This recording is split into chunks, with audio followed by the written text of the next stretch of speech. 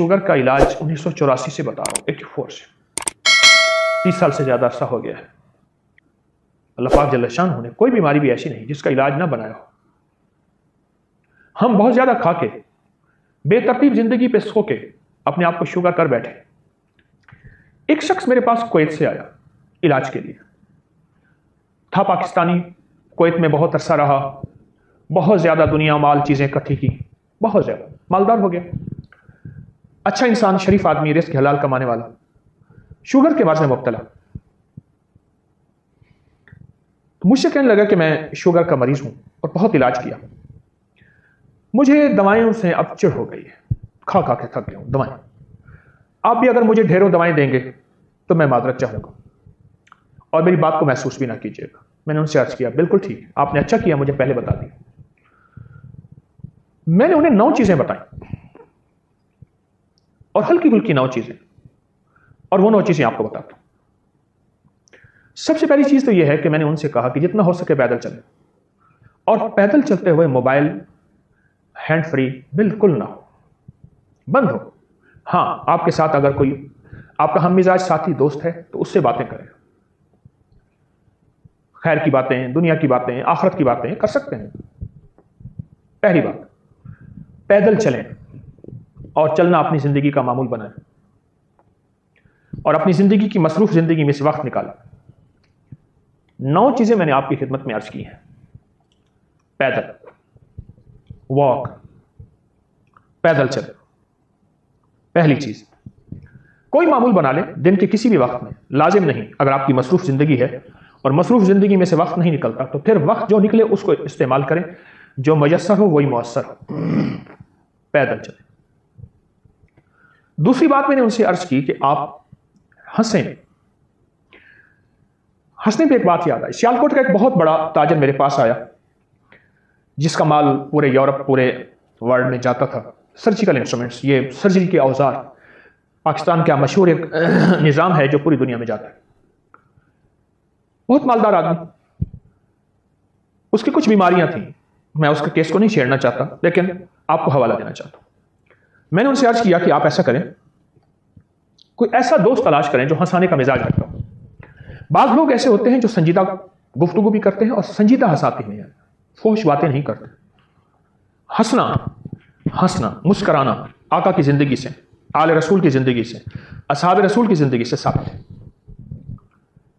इस वक्त असल में हमारे इर्द गिर्द चारों तरफ एक स्ट्रेस है, एक बोझ है, एक दबाव है जिसमें हंसना जिंदगी नहीं है, कुछ भी नहीं। हंसें, मुस्कराएं, कोई ऐसा बंदा साथ रखें जो आपको हंसाए। मैंने पूछा कोई मुश्किल चीज तो नहीं? कहा बिल्कुल नहीं। पैदल चलना? कहा मैं पहले चलता हूं, मजीद आपकी ताकीद हो गई। हंसना। और तीसरी चीज, खुले बर्तन में पानी पीना। दुनिया के बड़े साइंसदान ने कहा कि मैं खुले बर्तन मुझे दे दो, मैंने सा उठाया हुआ है, नबवी बर्तन है, इसकी बरकतें भी और हैं। कहा कि खुले बर्तन में पानी दो, चमड़े की जूती दो और मोटे आटे की रोटी दो, फिर आंखें बंद करके सारी कायनात के सारे राज बता दूंगा, दुनिया क्या है, कहां है, जमीन के नीचे क्या है, आसमान के ऊपर क्या है। खुले बर्तन में पानी पीना।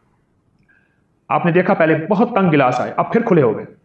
चाय के कप बहुत तंग आए, फिर कुशादा हो गए। खुले बर्तन में पानी पीना। प्याले थे, कटोरे थे, खुले बर्तन में पानी। यह तीसरा राज है सेहत का, और सिर्फ शुगर के लिए नहीं। आज का हमारा उन्वान शुगर है, मौजू शुगर है। यह तो सेहत के लिए भी है और जिंदगी के लिए भी है और राहत के लिए भी है और बेहतरी के लिए भी है, सिर्फ शुगर के लिए नहीं। खुले बर्तन में। और तीसरी चीज यह है, चौथी चीज उनसे मैंने अर्ज किया कि बाहर की चीजें, बाहर के खाने और बाहर के मशरूबात छोड़ दें। बाहर की चीजें छोड़ दें और सख्ती से छोड़ दें। कभी कभार कोई खा लेना जिंदगी में, मैं मना नहीं करता, हराम नहीं है, अगर हलाल है तो वो हलाल है। बाहर की चीजें ना खाएं।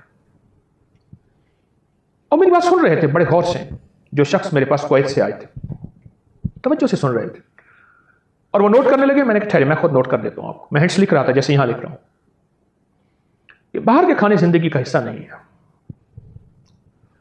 और पांचवी चीज जो मैंने उनसे अर्ज की वो ये थी कि फल और सब्जियां,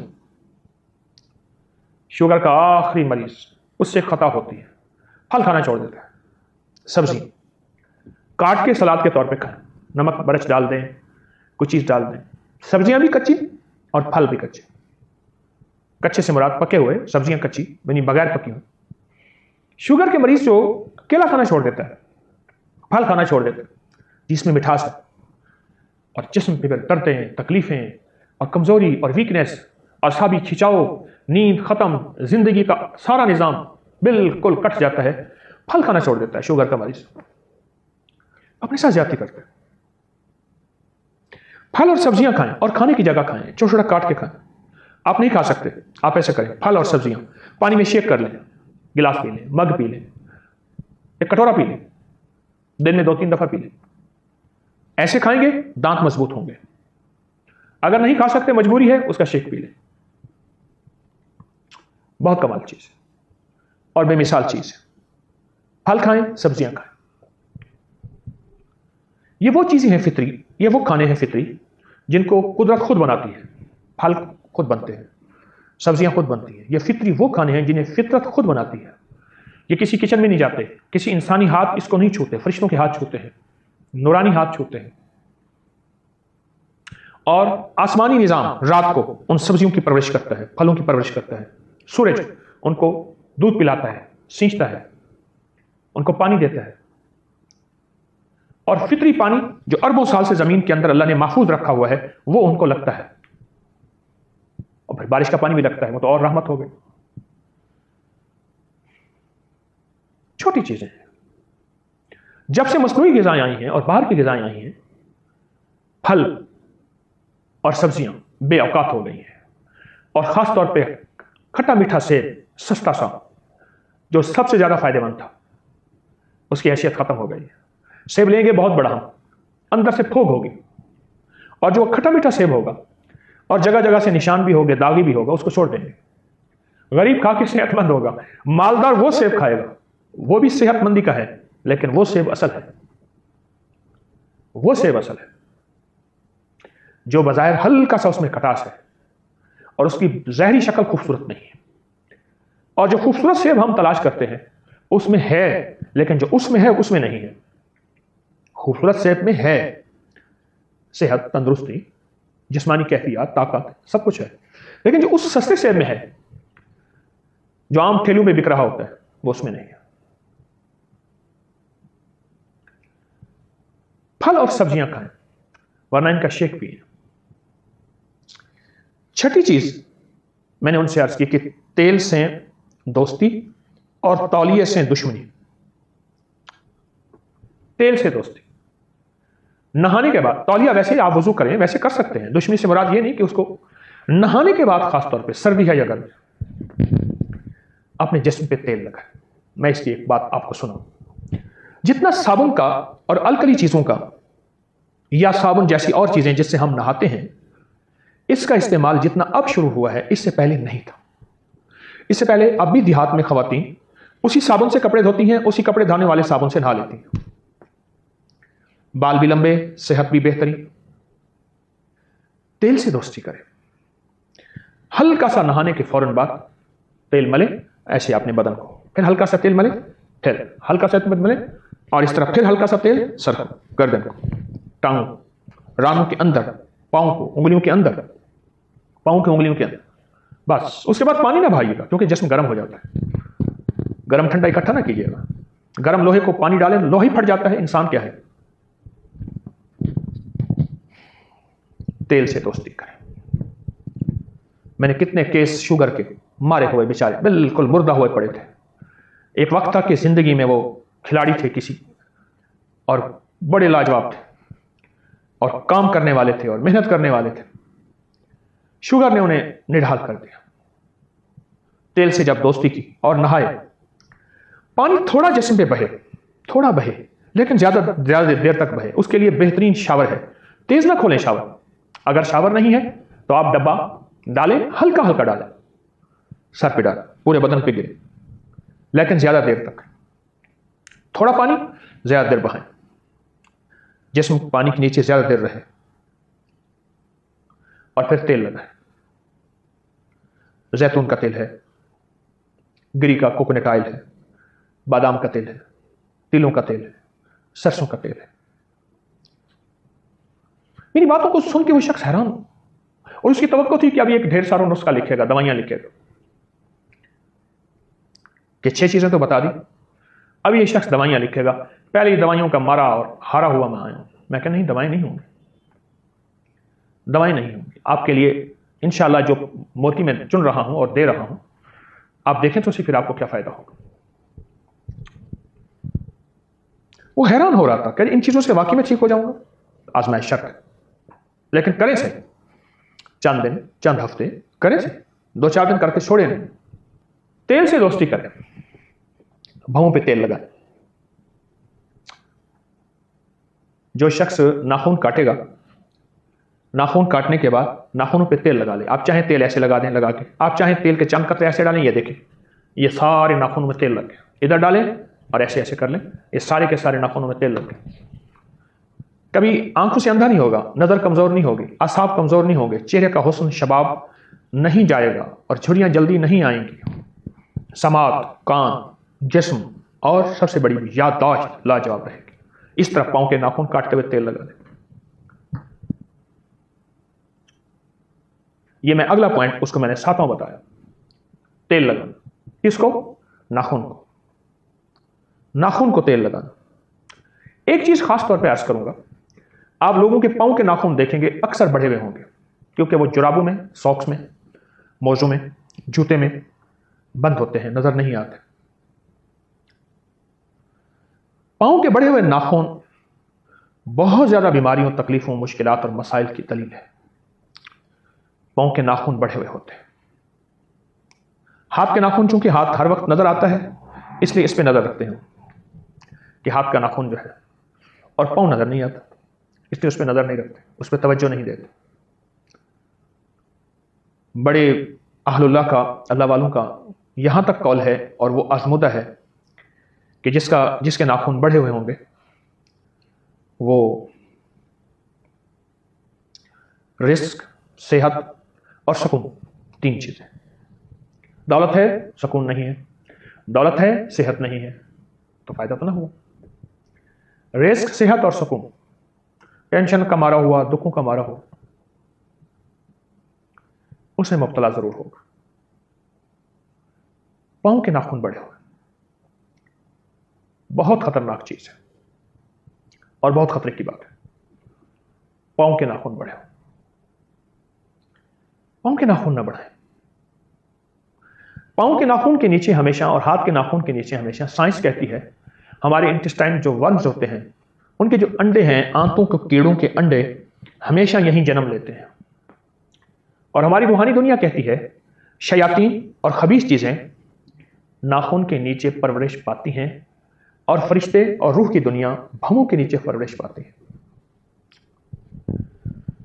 साइंस अपनी जरासीम की थ्योरी को बयान कर रही कि उनमें एग्स होते हैं, और वो एग्स हमारे खाने के दरमियान हमारे अंदर जा रहे होते हैं, आंतों के कीड़ों के। Thread worm, tape worm, round worm.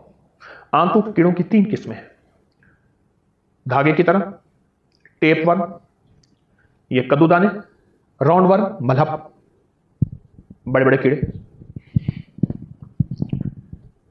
जो शख्स इसको तेल लगाएगा और पांव के नाखून को काटेगा, और शुगर का मरीज अगर है, तो वो समझ लें कि हर दफा अगर पांव नाखून काट रहा तो अपनी उम्र के साल बढ़ा रहा, और अपनी जिंदगी को नई जवानी, नई सेहत, नई तंदुरुस्ती, नई राहत दे रहा।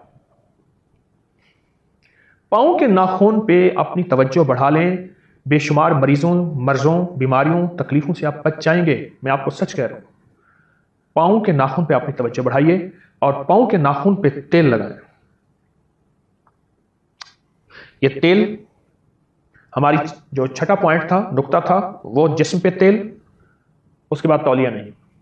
7वां जो नुक्ता है, हाथ और पांव के नाखून पे तेल। और जो 8वां मोती दे रहा हूं, वो है सोते हुए पांव की पिंडलियां और पांव पे तेल। इसको ना भूलें। हमने एक पोस्ट डाली थी कि पांव पे और पिंडलियों पे तेल लगाने की। करोड़ों लोगों ने उससे फैज़ हासिल किया, इस्तिफादा हासिल किया, और इतना ज़्यादा कि कोई कहते हैं मेरी नींद बेहतर हो गई, कोई कहते हैं मेरा शुगर खत्म हो गया, कोई कहते हैं मेरी ईंठन दर्दें खत्म हो गई, किसी ने कहा मेरा हाफजा तेज़ हो गया, किसी ने कहा मेरी नज़र तेज़ हो गई, किसी ने कहा जो सारा दिन थका बुझा बुझा रहता था वो ठीक हुआ, किसी ने कहा कि मुझे थोड़े वक्त में मेरी नींद ज़्यादा बेहतर हुई और थकान नहीं होती थी। पता नहीं कितने बेशुमार लोगों ने अपने मुशाहिदात, अपने तजर्बात बयान किए, कि इतना ज़्यादा कि हम उसको अपने सोशल मीडिया के सफ़हात से चुन न सके। इतना ज़्यादा। पहले जो बुजुर्ग थे, बूढ़े थे और बड़े थे, वो 3 चीज़ों को तेल पिलाते थे। एक जूती को, एक अपने डंडे को, और एक अपने बदन को। मुझे याद है कि किसी की बोतल अगर तेल की टूट गई या किसी का तेल डब्बे से गिर गया और ज़मीन पे पड़ा हुआ है, मैंने कई दफ़ा बूढ़े देखे वहीं बैठ गए, इधर उधर से कोई रोई तलाश की, कुछ नहीं हुआ था, हाथ से जूती को मलना शुरू कर दिया और जूती को तेल पिलाया, पूरा ज़मीन पे गिरा हुआ तेल जूती को पिला दिया, और बाकी अच्छी तरह हाथ से मल लिया, हाथ झाड़ लिए, मिट्टी भी चली गई। मैंने एक जूती रखी है, मैं अक्सर इस्तेमाल करता हूं। उसको मैं हर महीने 15 दिन के बाद उसको तेल पिलाता हूं। चमड़े की जूती है, ऊपर भी चमड़ा है, नीचे भी चमड़ा है। तेल पिलाता हूं, वो एडजस्ट कर लेता है। यकीन जानिए, मैं चलता हूं सारा दिन, भाग दौड़, जिम्मेदारियां मेरी, ऐसी राहत मिलती है, थकान नहीं होती। यानी पांव के नीचे एक मुआलिज है जो मेरा इलाज कर रहा, और पांव के नीचे दिमाग तक सेहत का निजाम है। जब किसी शख्स को असियत देनी होती है बाज सिक्योरिटी के महकमे, तो उसके पांव के तलवे पे मारते हैं, और पांव के साथ जो एड़ी के साथ हिस्सा है उससे मारते हैं। बहुत तकलीफ होती है। पांव के तलवे को राहत पहुंचाए तेल के जरिए, मालिश के जरिए। शुगर का इलाज आप खुद ब खुद करते जा रहे हैं और आप सेहतमंद होते जा रहे हैं। मैंने अब तक कोई दवाई नहीं बताई, न मैंने अपनी अब तक कोई दवाई बेची है आपको। हाँ, अब एक टोटका बताने लगा हूं, और ये किया शुगर और वो गया शुगर।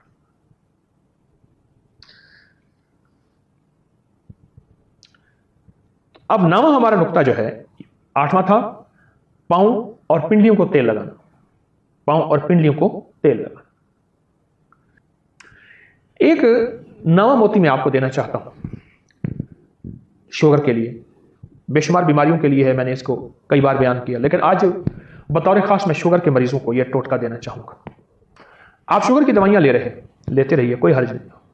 आप इंसुलिन हैं अगर ले रहे हैं तो यकायक ना छोड़ें, फौरन ना छोड़ें। आपको खुद इस टोटके के बाद और इन एहतियातों के बाद जो मैंने आपकी खिदमत में अर्ज की है, खुद महसूस होगा कि इन दवाओं की हमें अब जरूरत नहीं है, और इन चीजों की अब जरूरत नहीं है। वो है छिलका इसबगोल 2 चम्मच, जैतून का तेल 1 चम्मच, एक कलवंजी की चुटकी, छोटी सी चुटकी, सुबह शाम आप ले लीजिए। इसबगोल का छिलका 2 चम्मच, इसबगोल का छिलका 2 चम्मच, और जैतून का तेल 1 चम्मच, और कलवंजी 1 चुटकी मिला के पानी के साथ, दूध के साथ ले लीजिए सुबह शाम। शुगर का मरीज, इसके और बड़े फायदे मैंने बताए हुए हैं, लेकिन शुगर का मरीज जब ये लेगा, फिर अपने हाजमे को देखें, अपनी सेहत को देखें। जिस्म जो खुश्क होता जाता है, या जिस्म कमजोर हो रहा है, या जिस्म फूल रहा है, मजीद मोटापे की तरफ जा रहा है। बाज़ लोगों का जिस्म कमजोर होना शुरू हो जाता है शुगर की वजह से, और बाज़ लोगों का मोटापे की तरफ बेतरतीब बढ़ता चला जा रहा है। जब ये चीज़ होगी ना, आप खुद महसूस करेंगे कि आप शुगर के मर्ज से निकल रहे हैं। इस दवा के साथ, ये जो दवा दी है, आप शुगर की बीमारी से निकल रहे हैं और शुगर की तकलीफ खत्म हो रही है। आप शुगर की दवा ले रहे हैं, ना छोड़िए, आहिस्ता आहिस्ता खत्म कीजिए, आहिस्ता आहिस्ता उसे आप कम करें। आप आहिस्ता आहिस्ता उसे कम करें। शुगर की दवा ले रहे हैं, लेकिन एक बात जो मैं आपको खास तौर पर अर्ज करूंगा वो ये है कि शुगर की दवा बहुत अरसा लेना, गुर्दे खत्म हो जाते हैं, दिल खत्म हो जाता है, उसके नुकसानात बहुत ज़्यादा हैं जो खुद उस पर लिखे हुए होते हैं। उसके डब्बी पे या उसके ब्लिस्टर पे जो कुछ लिखा है उसकी नेट पे उसके लिंक्स होते हैं, आप लिंक को खोलें। दवा लेनी चाहिए, ले सकते हैं, लेकिन बहुत अरसा नहीं। इन तदबीरों से जो मैंने आपकी खिदमत में अर्ज की है, और रूहानी तदबीरों से भी, जिस्मानी तदबीरों से भी, आप ये